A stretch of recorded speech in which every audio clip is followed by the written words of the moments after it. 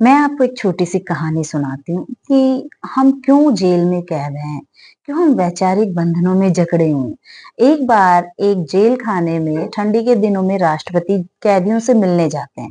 अब जब वो वहाँ जाते हैं तो कैदियों से उनकी समस्या पूछते हैं। पहला कैदी कहता है यहाँ खाने को कम मिलता है।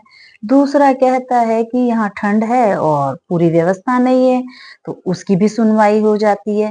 तीसरा कहता है गंदा बहुत रहता है, उसकी भी सुनवाई हो गई, साफ-सफाई हो गई।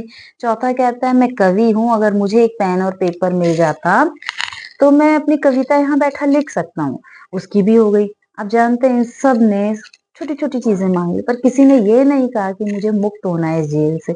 इसी तरह हम हैं, हम अपने मानसिक जेल में इस तरह से कैद हैं कि हमें पता ही नहीं कि हमें मुक्ति किससे चाहिए।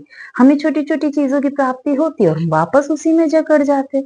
तो इसी तरह की ये कहानी है। कहानी तो वैसे भगवान और भगवान के भक्तों की है कि इसमें भक्त वापस वही चीज़ें माँगता है जिसमें उसे वापस बंधन हो। जो हम घर, गृहस्थी सब माँगते हैं और उससे निकलना तो बहुत मुश्किल है।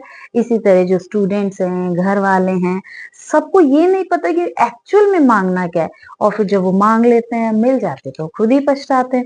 तो इसी तरह इस कहानी का सारांश यही है कि उन कैदियों को भी माँगना नहीं आया, जिस तरह हमें भी माँगना नहीं आता भगवान से कि एक्चुअल में मेरे लिए बेस्ट क्या है। वो देने के लिए तैयार है, पर माँगना हमें आना चाहिए, जो कि हमें आया ही नहीं। Think of it.